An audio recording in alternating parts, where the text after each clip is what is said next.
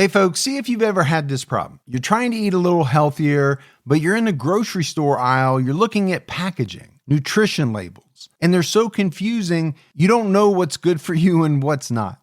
Well, this is why I love Thrive Market, my go-to online grocery store for getting all of my healthy essentials delivered, and I don't even have to leave my couch. Finding better options for the whole family is easy with Thrive Market's Healthy Swap Scanner. Just scan a product and it instantly recommends healthier swaps. This is how my wife and I found our new favorite snack, IQ bars. Sometimes I eat one in the morning with my coffee, sometimes just later on in between meals. They also have so many on-site filters that make it simple to shop by the needs of everyone in the family. Maybe you have someone who needs gluten-free food, somebody that has a peanut allergy. Well, no more scouring ingredient labels when you can just filter it all on Thrive Market. My wife and I often use the high protein filter to stock up on things like Sieti chips. Ready to make the switch? Go to thrivemarket.com/TCAT for 30% off your first order, plus a free $60 gift.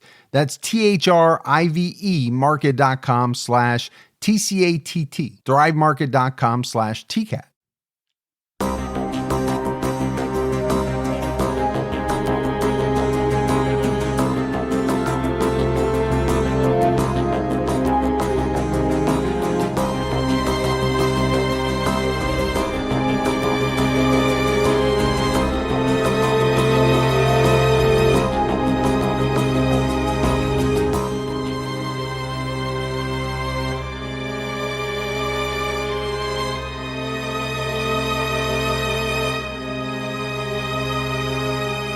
Hello, everyone, and welcome to episode 424 of the True Crime All the Time podcast. I'm Mike Ferguson, and with me, as always, is my partner in true crime, Mike Gibson. Gibby, how are you? Hey, I'm doing well. I am doing much better than I was last week. It's getting ready. Thanks for asking. How are you? You know, I'm over my illness. Yeah. And my wife, who was sick at least 1 week before she gave it to me, is still sick. I know. She just cannot get over it. But I've been hearing from a lot of people that some of the stuff that's going around is lasting weeks and weeks. It's hard to kick. Yeah, apparently so. Let's go ahead and give our Patreon shout outs. We had Stephanie Williams. Hey, Stephanie. Scott 85. What's going on, Scott? Amber Sweetheart. Well, hey, thanks, Amber. Scott Kane. Hey, Kane. Sydney Waddell, who's been with us forever. Waddell in the house. Welcoming her back. Dessa. Hey, Dessa. Kelly jumped out at our highest level. Well, thanks, Kelly. Amber Palmer.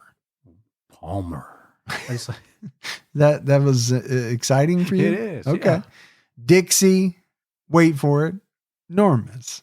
Well, thanks, Dixie Enormous. Wait. Why did you add another E in there? I just needed to make sure I didn't say it the way that you thought I might say I know. it. You got to put a pause in that one. Yeah. Kara Jett. And last but not least, Natalie R. Well, thanks, Kara. And Yeah. thanks, Natalie. Thanks for all the new support.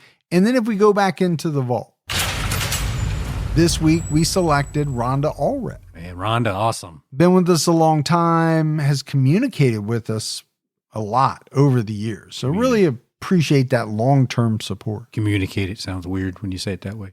I don't know why. Why? I don't know. She has communicated with us. She has communicated. Emails, maybe even voicemails. I don't know. Gibbs, right? We dropped a new Patreon episode Saturday night, and it's on the disappearance of Jeremy Burt. So he disappeared from the Boise area in 2007. He's never been found. Police don't know exactly what happened to him. But in recent years, there's been some things that have come to light that have led to a lot of speculation that Jeremy's disappearance could be related to an earlier missing persons case in the same area. Some interesting tie-ins. It is. You know, people are tied to both of these individuals, and it makes for some compelling speculation.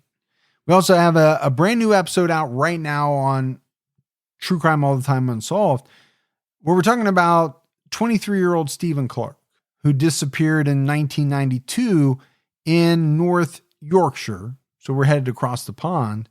It was almost 30 years later that his parents were arrested on suspicion of murder accused of killing their son and burying his body in their back garden.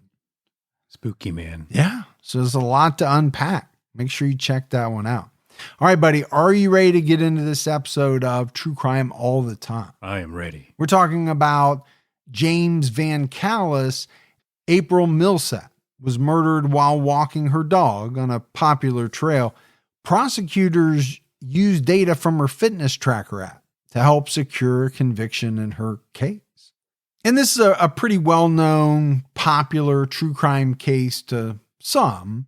I think the inclusion of kind of a type of technology that you don't think about a lot maybe draws interest from people.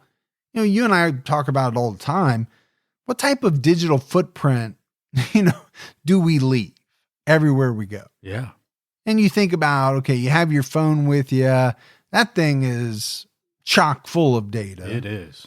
How many people think about something like a Fitbit, though? Or like an exercise type of technology that's not directly related to their cell phone, I would say. Yeah, I mean, Fitbit, a Garmin, or whatever different ones that are out there. There's a bunch of them out there. Now, most of them, I think, nowadays are tied into your phones. But April was only 14 years old when she was murdered. She lived in Armada, Michigan, with her mother, Jennifer. April was going to start high school in the fall of 2014. Her mother said she looked forward to having more independence. And I think that's, what a lot of people getting ready to go into high school kind of view it as. Yes, you're graduating from junior high to high school. It won't be long before you're able to drive. You start thinking about all these different ways that you're going to have a little bit more freedom, a little more independence. Yeah. Along with that comes more responsibility, but it's fun. Now, I remember my freshman year, I was just worried that for some reason, maybe based on old sitcom tropes, that I was going to be shoved into a locker. Seniors were going to shove me into a trash can or something like that. Your first year or second year as a freshman? I think it was my first year. Okay. Yeah. Because I know you were 17 and a half years old when you were a freshman, but chances are you were bigger than most of the seniors. I was ready for 3 o'clock high. You were. You were the guy that people hired. Exactly. When they needed protecting. April loved animals, nature, and writing. She was described as a good student and enjoyed studying German. And I don't know how many people actually enjoy studying German. I've never taken German. It does seem like a hard language to master. I found it a very interesting statement that I enjoyed studying German language. Yeah. Yeah. I know you really big into Mandarin. Oh, yeah. I got that down. And I was impressed. Yeah.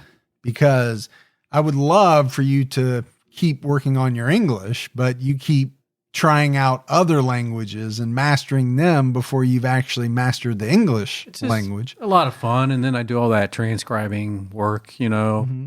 Is there translation involved in the transcribing? It actually is. Okay. Yes.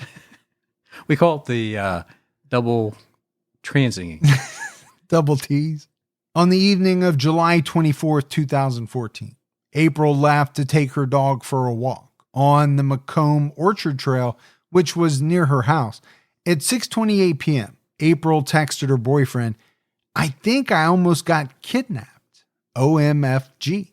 How freaky is that? Yeah, I mean, I think for anyone, boyfriend, family member, 14-year-old girl texts you and says, "I think I almost got kidnapped." Okay, there's going to be a little bit of fright there for you, and obviously there was for her. Several witnesses saw April having a strange interaction with a man on a motorcycle shortly before this. The Detroit Free Press reported that moments after sending the text, April was attacked and beaten to death. And then about 2 hours later, April's dog alerted 2 joggers to her body, which was found in a drainage ditch. So I mean, obviously, this is an extremely tragic story when you think about a 14-year-old girl losing her life. I also can't help but feel a lot of emotion for the dog. Oh, for sure. You know, dogs are so attached to their owners. They're so protective. And it's hard not to get a little emotional about, thinking about her dog, tracking someone down to say, hey, come help her. Yeah, she needs help. And that's ultimately what happens. But by the time they find her, she's dead. Jennifer Millsap became worried. When April stopped answering her calls and texts, she met the police at the trail. A police officer who responded to the scene testified that April's blouse was torn and moved to her waist. Her undergarments were also removed, per CBS. There were marks on April's body that appeared to be shoe prints. So either kicked or used to hold her down. Yeah. I mean, at some point, stomped, held down, kicked. None of it was good. But I think, on top of what is a very tragic murder, when you look at a woman who is found in this state of undress to the police, one of the first things or one of the first thoughts has to be, okay, was there some type of sexual assault as well? A witness reported that they saw a man on a motorcycle interacting with a teenager on the trail. They provided the description for a composite sketch, which was released in late July 2014. Investigators also received tips about a blue and white motorcycle that was driven by a young man with a black helmet. Okay, that's pretty good stuff. It is.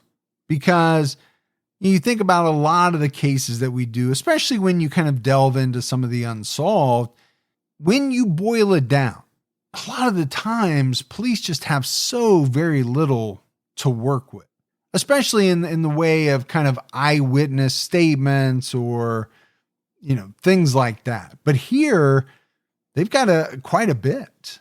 People saw a young girl with a guy. Someone was able to give enough information for a sketch. They even had a description of the motorcycle.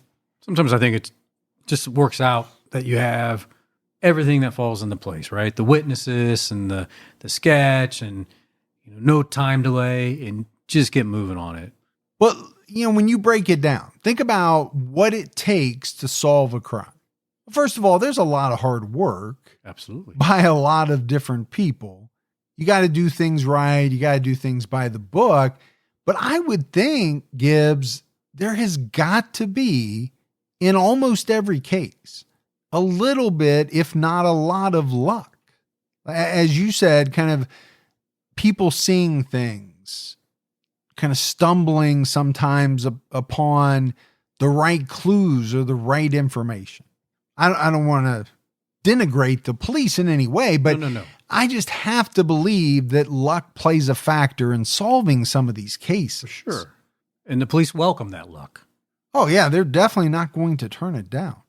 On July 30th, the police executed a search warrant at a home in Wales Township as part of the murder investigation.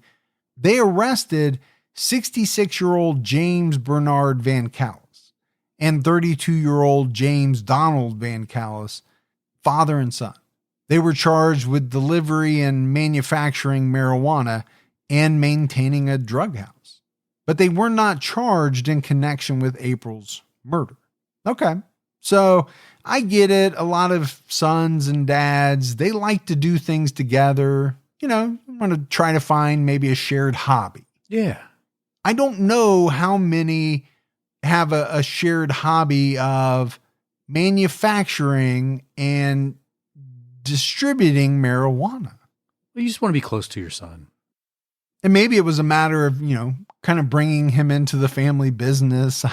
I don't know. It just seems so strange. My whole life, as I think a lot of people do, you don't want to look bad in the eyes of your parents. Now, I'm assuming this guy didn't look down on his son because he was already doing all this stuff. Yeah, exactly. But most parents would look down on this type of behavior. The Times-Herald reported that James Bernard VanCallis is a registered sex offender convicted in 1995 of second-degree criminal sexual conduct with a person under 13 and fourth-degree criminal sexual conduct with a person between 13 and 16. So a real POS. Yeah, absolutely. But yet, obviously, he's out. He's able to go on with his life. Now, he's a registered sex offender, but is that really stopping him from committing more crimes against children? It's obviously not stopping him from being a major player in the marijuana game. Which you would think would be some type of violation of parole back then. Well, I don't know if he was on parole. Well, that's true. At this point in time. Yeah, it had been a number of years. His parole had probably ended. Another search was conducted at the residence in Wells Township in August 2014, but investigators did not reveal details of the investigation. But then on August 19, 2014, the Michigan State Police named 32-year-old James VanCallis as a person of interest in the murder of April Millsap. It was reported that he was unwilling to speak to the police. Not a shocker. No. Meanwhile, James and his father waived their right to a preliminary examination on the drug charges. Their attorney, Dean Ancuni, said, per the Times-Herald, "My client's home has been raided twice within a 2.5-week period, and they're very upset about that. They feel that the police are harassing them, and they feel that they've left their home ransacked twice now within a short period of time, even though my clients have been cooperative from the beginning." He noted that both his clients had medical marijuana cards that were valid at the time of the search and arrest. Okay, a lot of people nowadays have medical marijuana cards, or did back then. Nowadays, most people don't even need them. No, not in Michigan, you don't. It's pretty legal in a lot of places. But, even 10 years ago, right, having a medical marijuana card, I don't believe gave you the right to have a big grow operation. No, I think you were limited on what you could produce. And to distribute. I really don't think it was a kind of a free-for-all license. Yeah, I think that Hey, I've got glaucoma. Yeah, I have a card. I'm allowed to do this. I just had a little bit extra, so I thought I'd sell it. The following month, Ancuni said he expected James to be charged with murder, but believed he was wrongfully targeted. And what else is he going to say as a defense attorney? Well, yeah, my guy's guilty. Yeah, and I think they got the right guy. On October 8th, 2014, Macomb County Prosecutor Eric Smith announced that James VanCallis was charged with first-degree murder, felony murder, and assault with intent to commit sexual penetration. He told the public, "Once you clear 1,000 tips and so many suspects, and the only thing that keeps popping up is James VanCallis, it just added to the weight that we believe that now we have enough to charge." Well, if the common thing is always James, you got to go with it.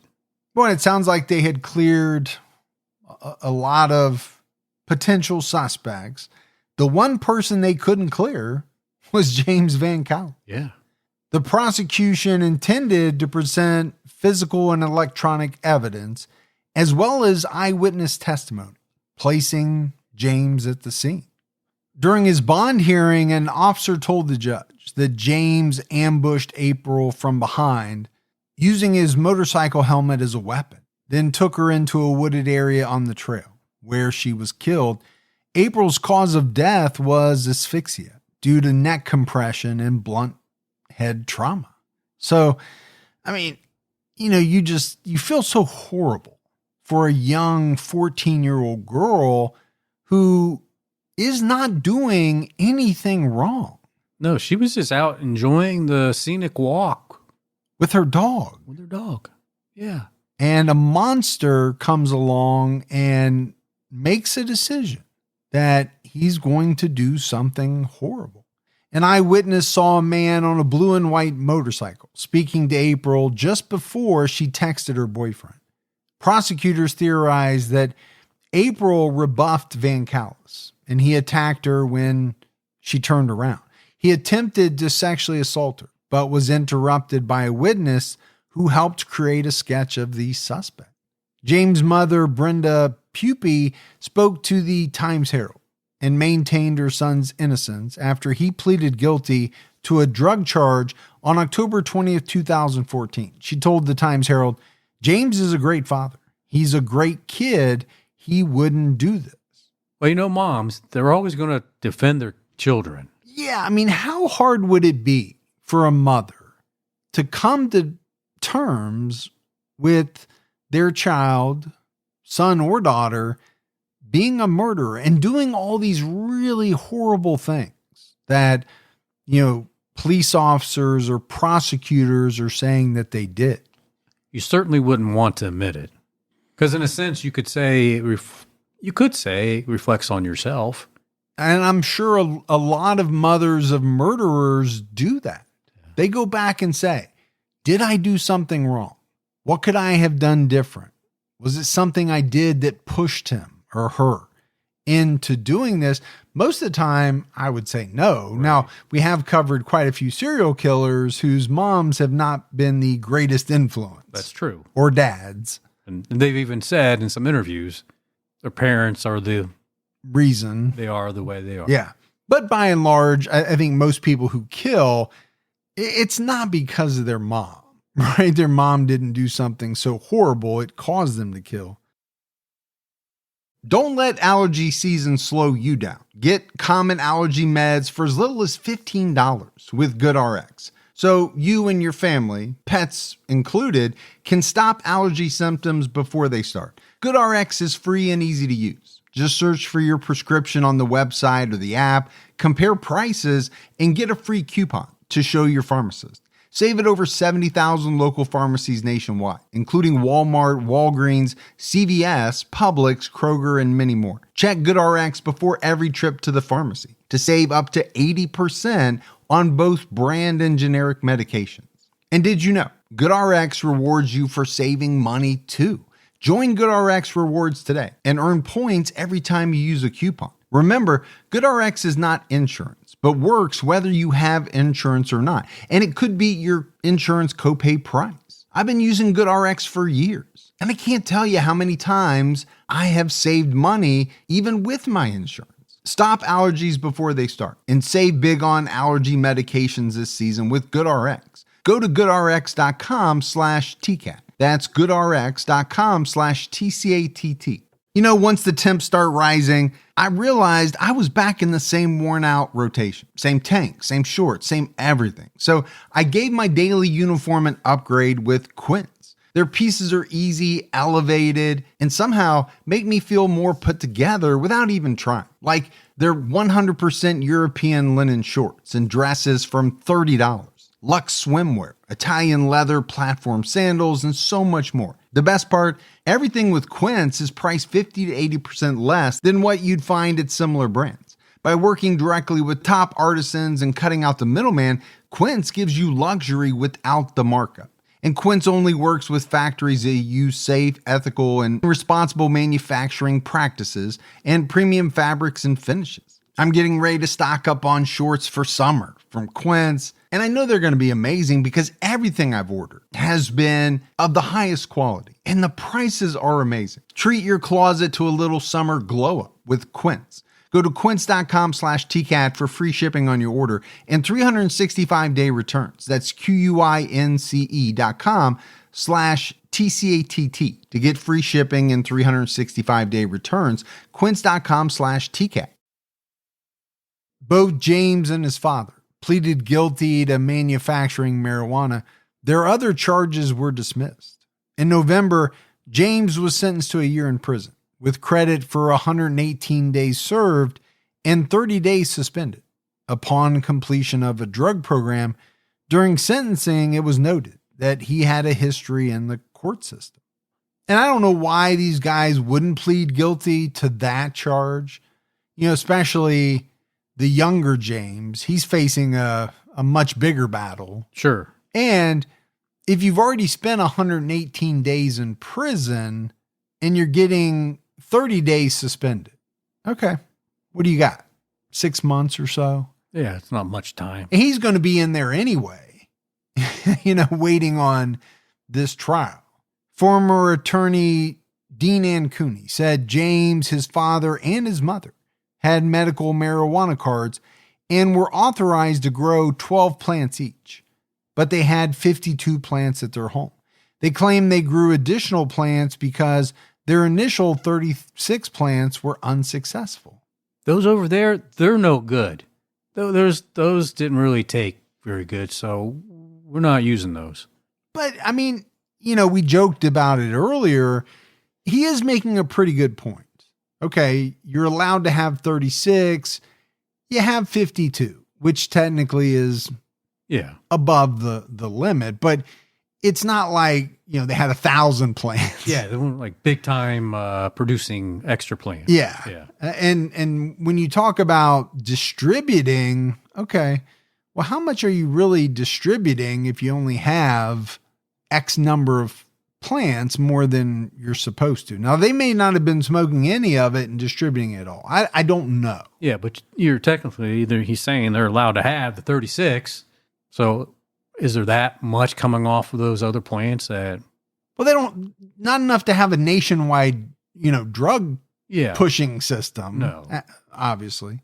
James VanCallis' preliminary hearing for the murder case began on December 15, 2014. Prosecutors added a kidnapping charge that day. But, let's go back to the drug charges for a minute.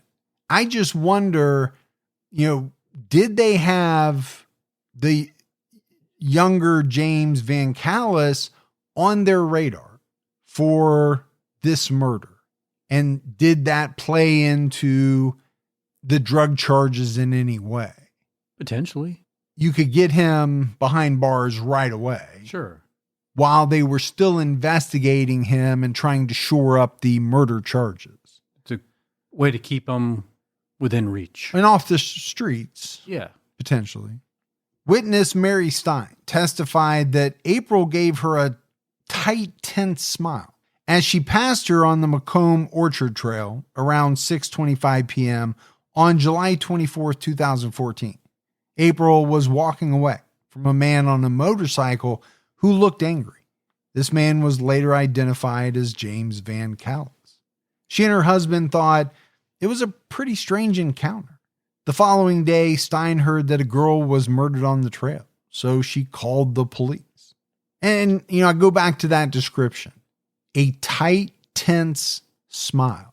And I'm taking that to mean like she knew something was wrong. Right. By the way, this girl was acting, the look on her face.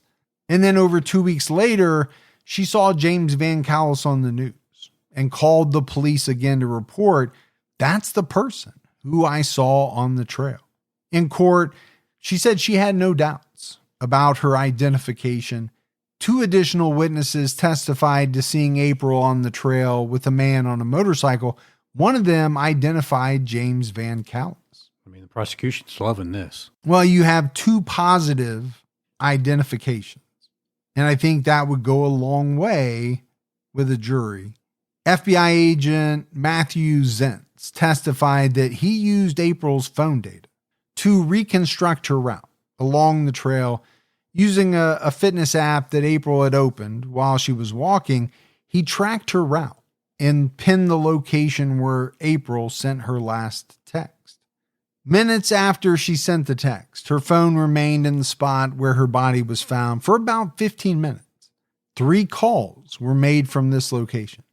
The phone then moved away at a high rate of speed, around 30 miles per hour, to the area where her backpack was found, and then it stopped in a rural residential area where her phone was found on July 25th. And this is the type of technology that we have today and have had for a while now. Right. You think about all of the data that is tracked on your cell phone, and it's quite a bit from location. This is aside from cell towers and what cell tower your phone is pinging off of and all of that stuff. There's just so many apps on our phones these days that track our location, where we've been, where we are at any given point in time. You're very, very correct there. I mean, I have a fitness app on my phone that I know. It will tell you that you have not worked out in a long time. A long time. It's like, hey, get off your ass. No, but I get you, right? It'll track a walk. It will. Yeah. And then not just where you were, but probably timestamp it as well. Oh, it does. Yeah. And you think about how vital that type of information is in any investigation. It could be used to, tie someone to a murder. It could also potentially be used to clear someone. That's true. Yeah. Officer Philip Newmeyer testified that April was found 20 to 30 feet from the edge of the trail in a drainage ditch. Her clothing was pulled down and she had abrasions on her neck and face, as well as bruises and swelling.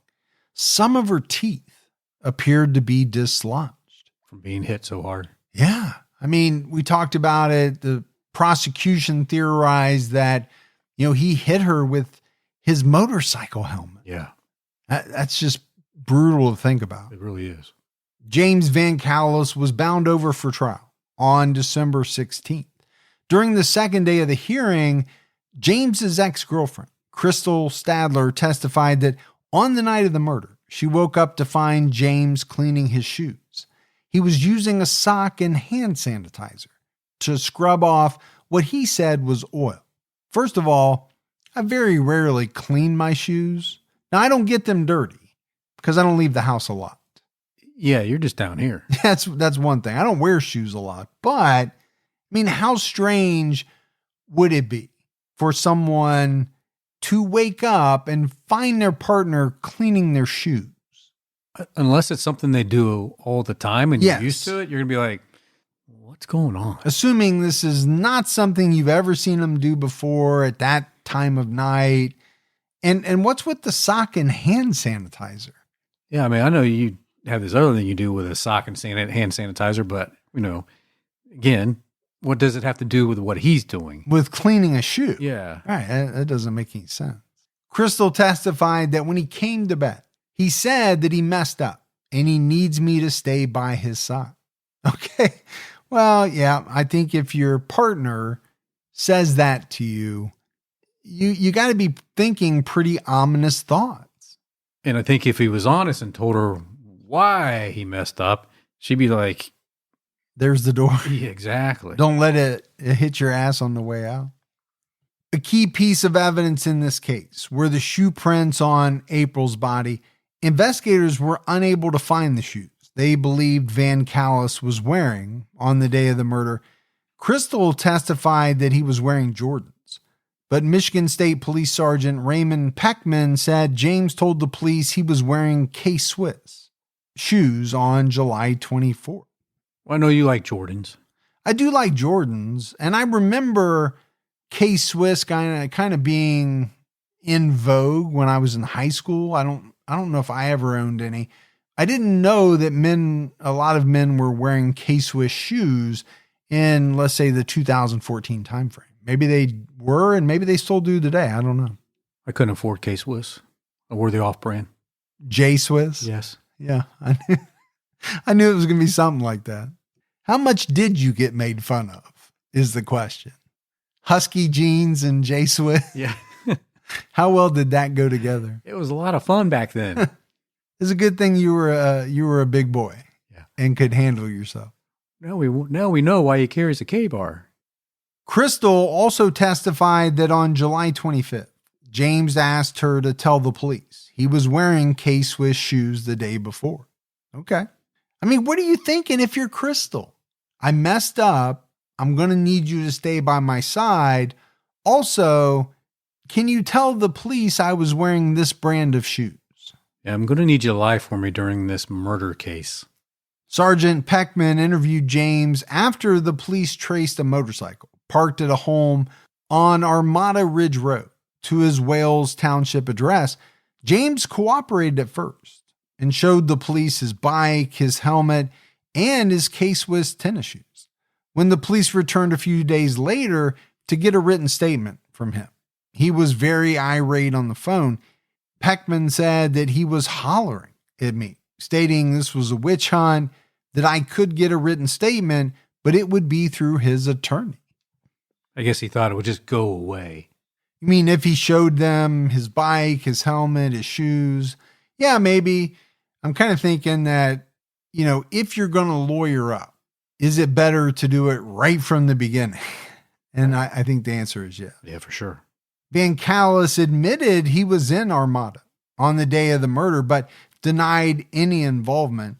The defense argued that there was no DNA evidence found on James's motorcycle helmet. Attorney Azar Sheikh said, per the Times Herald, there's nothing that has come back from any lab report on my client indicating any kind of DNA from April Millsap on him. And that would be very hard to do with the viciousness and the sort of injuries that were just alluded to. And I think that is a pretty fair statement. This sounds, as we've described, to be a very horrible attack. You would think, Gibbs, if you're hitting someone with the type of force that we believe James was with a motorcycle helmet, that there would be blood flying. You would find some DNA on him. Yeah, you would think there'd be some trace. Or on that motorcycle helmet at the very least.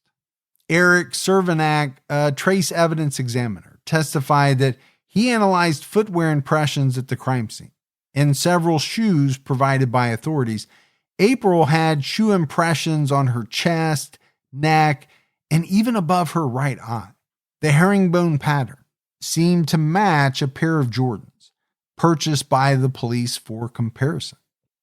After the hearing, prosecutor Eric Smith said neither the Jordans nor the hoodie and sweatshirt James was wearing had been found. So, talking about, DNA evidence, physical evidence, was it because he got rid of everything he was wearing? He was able to clean up very, very well? Possible. That day, VanCallis was transferred to a mental health unit. His attorney explained that he might have made a comment about being depressed because he wasn't expecting to be bound over for trial. And, maybe that goes back to something that you said, did he really think that if he just cooperated a little bit, he showed him his bike, showed him his helmet, that he was just going to walk away from all of this? Yeah, see, it wasn't me. Here, this is my bike. My helmet's clean. Here's my K-Swiss. I'm good, man. And even after the preliminary hearing, it sounds like he thought he was just going to be going home. He was not going to be going to trial, but he was definitely wrong. In January 2015, it was decided that VanCallis would be evaluated for competency and criminal responsibility. In March of that year, he was declared competent to stand trial. But you know what? You have to go through that exercise. Yeah, you do sometimes, especially if there's even an inkling that he might not be competent. I don't know what that inkling was other than his attorney saying maybe he was depressed. Yeah. But during a September hearing, a judge ruled in favor of a defense motion asking for crime scene photos. Prosecutors argued that these photos violated child pornography laws because April's clothing was removed by her attacker. And I thought this was really strange. Normally, prosecutors want to put in or get admitted all the crime scene photos. That shows the brutality. It shows, what this person did to the victim. Yeah. But here they're fighting it. And it's the defense that's putting forth the motion asking for crime scene photos. Well, it came out that the defense wanted an expert to review the photos to determine what level of rigor mortis had set in, which might conflict with the prosecution's sequence of events. Well, if they can prove the timing is not lining up the way the prosecution has stated, that would benefit their client. Jury selection began on January 14, 2016. In opening statements, the prosecution argued that the murder was random and occurred after April rebuffed VanCallis' sexual advances on the trail. He hit her on the head with his motorcycle helmet, dragged her in the woods, stomped on her, and beat her to death. He pulled her clothing off because he intended on raping her. The prosecution presented 188 exhibits, none of which included DNA evidence, fingerprint, hair, or fibers. It's a lot of exhibits, though. It is, but none of them are including, some of what we think of as kind of bombshell type evidence to a jury. However, VanCallis was captured on camera on his motorcycle at an Armada gas station before the murder, and witnesses were confident. They saw him on the trail. He was also captured by an outdoor surveillance camera, riding his motorcycle past a home in Armada at the same time. April's phone data indicated it was moving at a high rate of speed in the same area. Well, it doesn't take a genius to put two and two together. It doesn't, but here again, what you and I are talking about a lot these days is circumstantial evidence, and a lot of cases are tried on a great deal of circumstantial evidence. But, then it's up to the jury to make of that evidence what they will. Yeah. I think it's much different when you have some type of forensics expert say, okay, we found this, and this, and the DNA says there's a 1 in a trillion chance that it's anyone other than this person. This is more, hey, he was in the area. Hey, we got him on camera at a gas station. You've got the phone data. I'm not saying it's not enough. I wouldn't call it a slam dunk. Deputy Medical Examiner Mary Petrangelo testified that April suffered 48 injuries, most of them in the head and neck area. Most likely from the helmet and from the stomping. Yeah, she suffered blunt force injuries. She had bruises, scrapes, and bleeding around the eyes, jaw, neck, the inside of her head, and injuries to her trachea. And I always think about the family, as you go through these trials. And the prosecution has to lay out, they have to show the jury, right, exactly what happened to the victim. But how hard would that be for the family who's sitting there? It'd be really rough. I'd just want to get up and beat the guy's ass. Yeah. I mean, if you thought he did it, and the prosecution obviously thinks he did it, yeah, it would be hard to contain yourself. But you're already going through the grief of losing her. And now you're learning exactly what happened to your daughter. I can only imagine how terrible that must be. The same herringbone pattern appeared on her face, neck, and upper chest, which authorities said were shoe prints. The deputy medical examiner agreed that the pattern was consistent with a shoe print, which indicated someone stood on April's neck. Amanda Police Chief Howard Smith testified that a few tips pertaining to VanCallis related to the composite sketch. Another person said they hadn't seen VanCallis ride his motorcycle in a while, most likely because the authorities had it at that time. Even the smallest step forward can make a big difference in your financial future. When you open a Chime checking account, you're one step closer to a better financial future with no maintenance fees, fee-free overdraft up to $200, or getting paid up to 2 days early with direct deposit. Making progress has never been easier. I think we've all been in that position where we've had an overdraft. Well, with Chime, you can overdraft up to $200 with no fees. That's amazing. And they have over 50,000 fee-free ATMs. Make progress towards a better financial future with Chime. Open your account in 2 minutes at chime.com/TCAT. That's chime.com/TCATT. Chime feels like progress. Banking services and debit card provided by the Bancorp Bank N.A. or Stride Bank N.A., members FDIC. Spot me eligibility requirements and overdraft limits apply. Fees apply at out-of-network ATMs. MyPay eligibility requirements apply. Credit limits range from $20 to $500. $2 fee applies to get funds instantly. Crime checking account required. Go to chime.com/disclosures for details.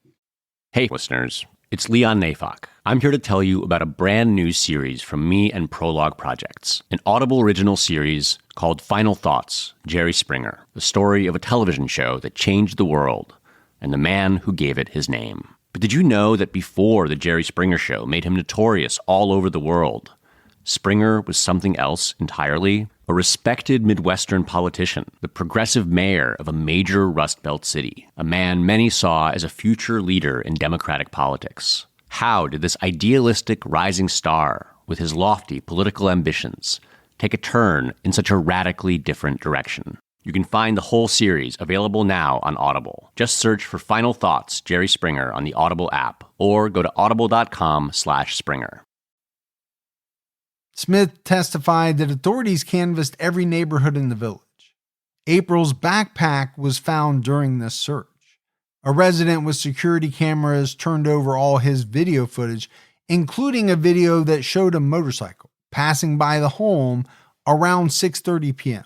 on July 24th. Smith told the jury he ordered a pair of Nike shoes in VanCallis' size to see if they matched the imprints on April's neck. Lab tests on the tread pattern could not be excluded. And again, we've said it, right? They didn't have the exact shoes, but it was said they were very similar to the pair VanCallis often wore. And I think if you're on the jury, okay, it's known that this guy wears Jordans. Where are these Jordans? Why all of a sudden does he not have them? Yeah. I think that's a thought that would be running through my mind. Same here. James's ex-girlfriend, Crystal Stadler, testified that she found wadded up human hair and grass in a pocket of the hoodie James wore on July 24th, 2014. She found it when she was washing his clothes. A few days later, she put the hair and grass on a sink and never saw them again. The hoodie disappeared, as well as the black and white Nike shoes he was wearing when he left on his motorcycle to go to his brother's house in Armada on July 24th. And we talked about it, right? She did testify about waking up to find James cleaning the shoes. So again, put yourself in the mind of a juror. This woman knows what he was wearing that day. Yeah. And she is saying, I don't know what happened to the hoodie, but it disappeared. His shoes disappeared. Put 2 to 2 together. What do you get? More than 4. No, just joking. But not only did the shoes go missing, but so did a shoebox that held Crystal's important papers. The defense emphasized that there was no forensic evidence linking James to the murder. They questioned Crystal's testimony and what she told the police during interviews. Crystal admitted she was nervous about testifying and might not have told the police everything at first because she was scared of James, who she said was controlling and abusive. Well, and I understand that, right? If you know that if he finds out that you're cooperating, that you could end up paying the price for that. It's a tough decision. Sure, and you might hold back. Well, let's face it, testifying in a trial is pretty nerve-wracking on its own. Yeah. And then you add in testifying against a boyfriend who you say is controlling and abusive. I can see why, she might have held back a little bit. The defense also argued that GPS timestamps from April's phone were not an exact match to the times given by the cell phone carrier. The prosecution presented evidence about the search of a computer from the VanCallis home. Some of the searches were how to have sex with a girl, what to do when a girl says she has a boyfriend, and how to attract younger women. And these were all searches made in the months leading up to the murder. Very strange and disturbing. Very Very strange. How to have sex with a girl. What does that mean? I mean, obviously, this is a guy who had a girlfriend. Right. I'm assuming at some point he was experienced sexually. So that leads me to believe when he says girl, he means girl. Exactly. Not another woman, girl. And that kind of dovetails into how to attract younger women. The searches were made while Crystal lived in the home, but she testified that she wasn't allowed to use the computer or a cell phone and communicated with people via Facebook on her tablet. She left the house on July 29th and did not return. James's brother, Donald VanCallis, testified that James asked him to delete all their text communication. In July 2014, he refused to do it. All right, I know I've asked you before, Gibbs, but you have a couple of brothers, and what would be running through your mind if one of your brothers texted you and said, hey, or just asked you, said, hey, please delete all of our text communication? I'd be a little concerned. Like, why? What have you done this time? Yeah. And obviously there was a reason he refused to do it. Donald testified that he texted home to James at 6:44 p.m. on July 24th to let him know he was getting close to home. James called him several times while he was working that evening. James was coming to his house to get money for dog food. James rode his motorcycle to the home and stayed for about an hour. Donald gave his brother $60 before he left. He didn't see any blood on his brother's clothing or motorcycle. 2 days later, the police came to Donald's house. He wanted to help and was willing to show the police his phone, but not give it to them. And then later, he told the police he lost his phone, which turned out not to be true. So not very credible. No, you lose credibility when you say things that are proven to be false. But, this sounds to me like a guy who, at least in some level, is trying to protect his brother. He refused to delete all the text messages, but when it came down to it, he said to the police, yeah, you can look at my phone, but I'm not giving it to you. And then later he must have changed his mind because he said he lost it. Yeah, I don't have it anymore. I don't know what happened to it. At trial, Donald was asked about James's shoe collection. He said his brother owned 15 to 20 pairs and was very meticulous about taking care of them. All right, I might rub some people the wrong way here, but I don't see why a man needs 20 pairs of shoes. Oh, I know guys that have 50 pairs of shoes. Not me. I mean, I have like 3 or 4 pairs. Right. That's about what a guy needs. Now, there are guys who collect sneakers. Yes. Basketball shoes. I get that. Sure. But to have 20 pairs of shoes that you're actively wearing. Oh, yeah. I don't see that. No, I don't get it. I get the collector side, Michigan State Police Crime Lab expert Ed Cervenak testified that he was asked to compare 11 pairs of shoes to the shoe impressions on April's body. He eliminated 10 pairs.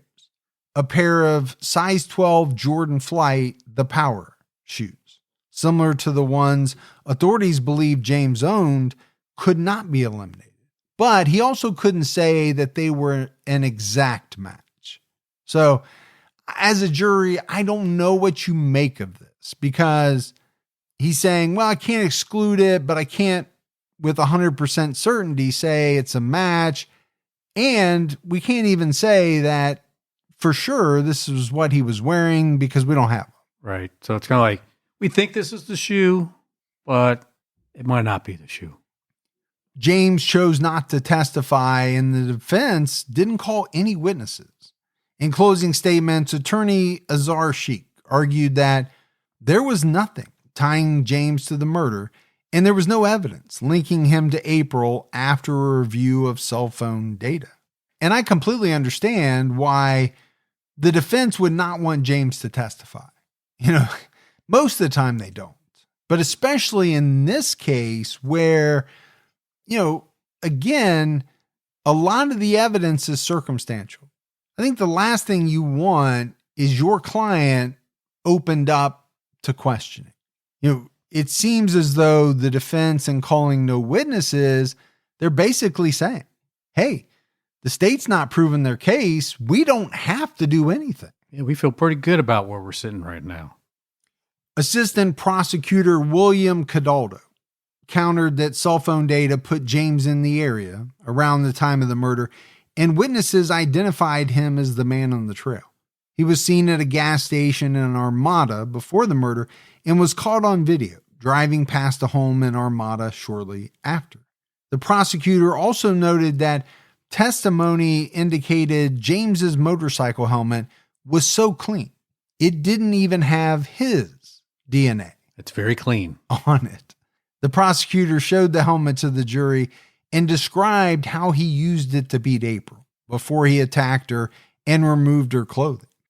The prosecutor said it took April about 10 minutes to die. And I'm sure this was something that was really emphasized.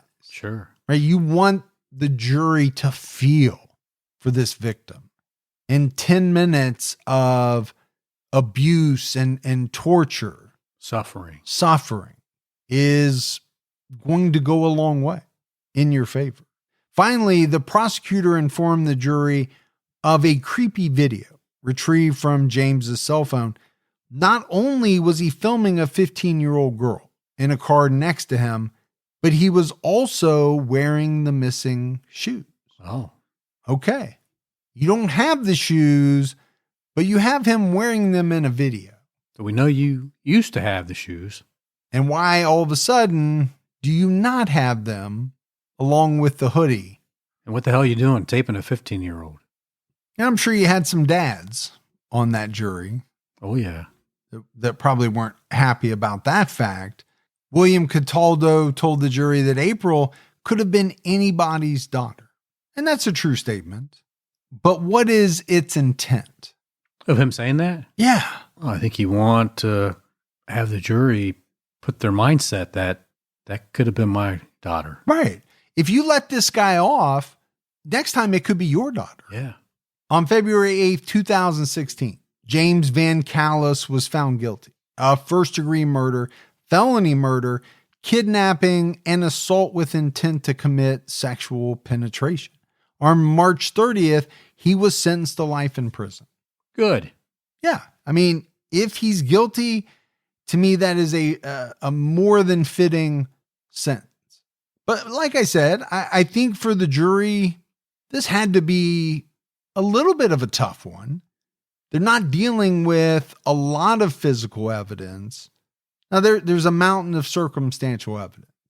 And obviously, Gibbs, that was enough to get them beyond the issue of reasonable doubt. VanCallis maintained his innocence at the hearing. He argued there was no evidence he committed the crime and no witnesses to positively identify him. He said, as quoted by the Detroit Free Press, "This is a sad chain of events that somehow I'm wrapped up in. I don't know her. I've never met her. I've never seen her." He called the case a fraud, arguing that he did not receive the requested discovery and that photos of April were different at trial. He claimed he wasn't able to properly defend himself. Now, what else is he going to say? Of course. He's not going to come out and say, yeah, I tried my best, but they got me. And, they did a good job. And I actually did all the things they said I did. April's mother, Jennifer Millsap, said in her victim impact statement, per the Times Herald, "You, James, are a damn thief. You stole my beautiful daughter's life, and you stole the rest of mine. My life has totally changed. Since April was killed, my life will never be the same. I will always miss April and will continue to hold her in my heart. I never thought this could happen to my daughter or to me." Unimaginable to go through something like that. Yeah, but I really want to focus on her words. Yeah, he did steal a beautiful daughter's life. He did. But he also wrecked and changed a lot of other people's lives associated. Sure did. With her. And you have Jennifer saying, my life will never be the same. There is absolutely no doubt about that. When your young son or daughter is murdered, your life can never be the same. It doesn't mean that you can't and won't have moments of joy and happiness, but, most people say there's not a day that goes by that they don't think about their murdered loved one. I would think it would be a tough road to get back to any sense of happiness. Yeah, absolutely. James's mother, Brenda, shouted as he left court, "James, we love you. We'll get you out. We will." She told the press that the police better keep working because they have the wrong person and they know it. So 2 mothers at complete opposite ends of the spectrum. Now, they both love their children. Sure. Yeah, I get that.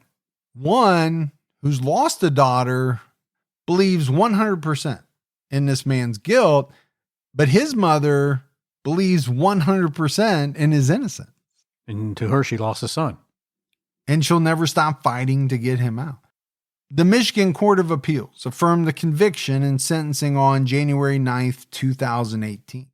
VanCallis then filed an application for leave to appeal with the Michigan Supreme Court, which was denied in September 2018. The Michigan Supreme Court did remand the case back to the Court of Appeals to consider whether James's trial attorney was ineffective. But in December 2018, the State Court of Appeals affirmed the conviction again. VanCallis then filed a second application for leave to appeal to the Michigan Supreme Court. VanCallis argued his attorney was ineffective for failing to challenge the admissibility of computer-generated animation, failing to object to the prosecution's closing argument, and failing to present a crime scene expert or private investigator at trial. James's application was rejected in July 2019. Again, I don't blame a person for using all the routes available to appeal. I also don't blame some of the courts for rejecting those appeals. Sure, yeah. You got your day in court. You got a jury of your peers. They heard everything. They did. Now, do they get it right 100% of the time? No. There's no way that they can. It's not an infallible system. No, they make mistakes. We know that. But they do their best. And there was a lot of compelling circumstantial evidence that he and he alone was the person who had the opportunity to commit this crime. Yeah. I mean, you have eyewitnesses seeing him there on the trail, but no eyewitnesses seeing him do it. No. And, like we said, I think the downside to the prosecution's case was that they didn't have the forensic evidence that a lot of juries, especially nowadays, like, right? DNA, hair, fibers, show me all the things that I see on CSI and all the television shows that prove without a doubt that this person did it. Hey, if he didn't do it, what a tragic event for him and his family. Yeah. But if he did do it and the jury believes he did, then he's right where he needs to be. Yeah. And again, I don't know the exact makeup, the exact percentage, but I would say a majority of cases center around circumstantial evidence. Yeah, sure. But here's the question. Why didn't they have any physical or forensic evidence, right? Is it because he got rid of the shoes he was wearing that day? He got rid of the hoodie he was wearing. He cleaned up his motorcycle helmet to the point where not even his DNA was on it. Which you would think would be impossible. I mean, I walk in here and leave DNA every time I'm here. Yeah, I think we are all leaving DNA all over the place. Some of us different types, but it's one of those things where if you put a helmet on your head, there's hair, there's skin cells, there's all kinds of things. Sure. That are going to be inside that helmet. Why would someone clean the helmet?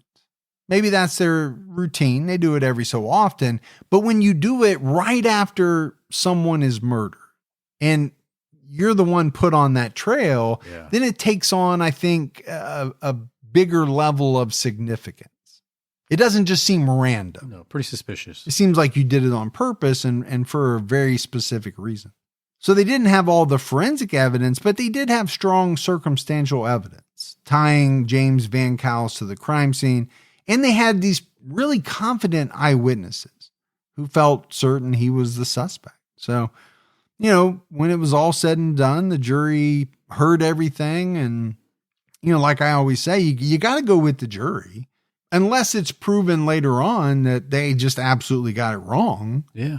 I mean, the jury found him guilty. The Court of Appeals rejected his appeal, and the Supreme Court didn't even want to hear the case. Which is not very unusual, right? Right. State Supreme Courts, and especially the U.S. Supreme Court, they hear such a small fraction of a percent of all the cases that are put before them. Yeah. But no doubt, this was a very brutal and devastating murder. A 14-year-old girl lost her life, and you had family and friends who were devastated, and like we said, their lives will never be the same. No. That's the aftermath. And I think it's much more wide-reaching than we can ever realize. You think about, I get it, she was only 14 years old, but how many people had she touched in her lifetime? Yeah. Probably a lot. And all those people are devastated. But that's it for our episode on James VanCallis. We got some voicemails. You want to check those out? Let's hear them. Hey, this is Lori from outside of Kansas City, Missouri. Again, I am re-listening to all your podcasts, and I was listening to the one about Lawrence Singleton, who cut that poor girl's arms off.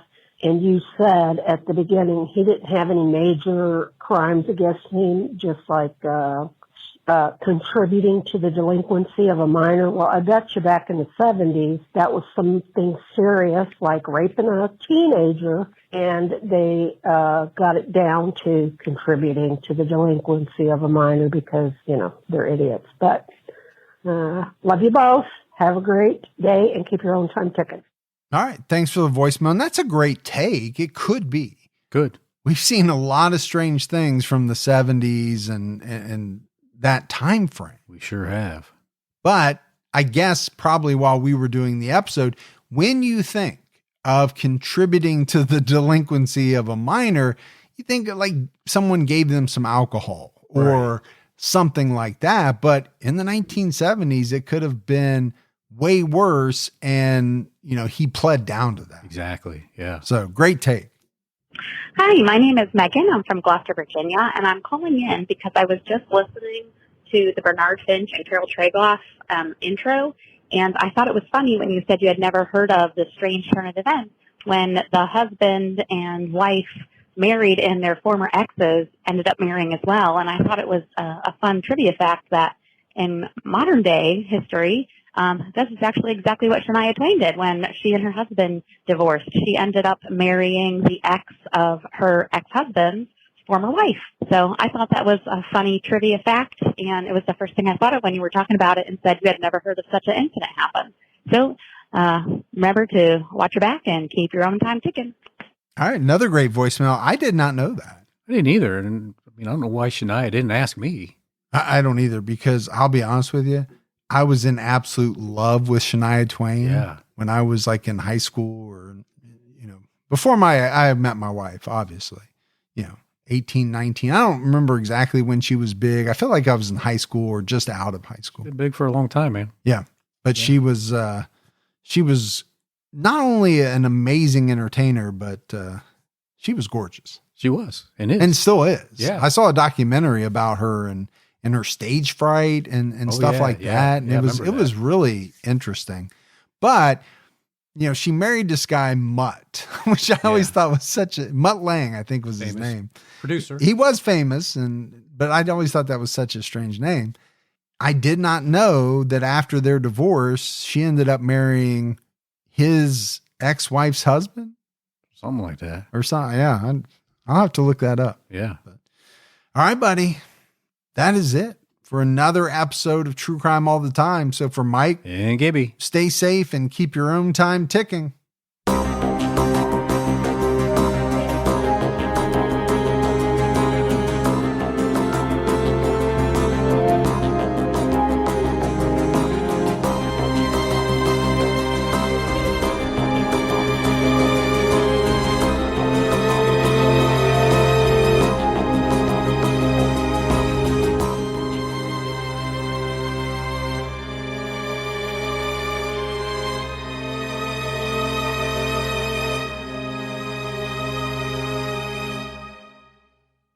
At the turn of the 20th century, rapid industrialization, urbanization, and political corruption were ravaging America. But soon, President Theodore Roosevelt and a diverse group of reformers known as progressives would fight back. Hi, I'm Lindsey Graham, the host of Wondery's podcast, American History Tellers. We take you to the events, times, and people that shaped America and Americans, our values, our struggles, and our dreams. In our latest series, we explore the Progressive Era, which came to be defined by Teddy Roosevelt and others who believed in a strong, active government that worked on behalf of all Americans rather than the privileged few. As the United States entered the 20th century, these progressives hoped to steer the nation in a bold new direction, to launch an era of reform to restore power to the people. Follow American History Tellers on the Wondery app or wherever you get your podcasts. Experience all episodes ad-free and be the first to binge the newest season only on Wondery Plus. Join Wondery Plus in the Wondery app, Apple Podcasts, or Spotify. Start your free trial today.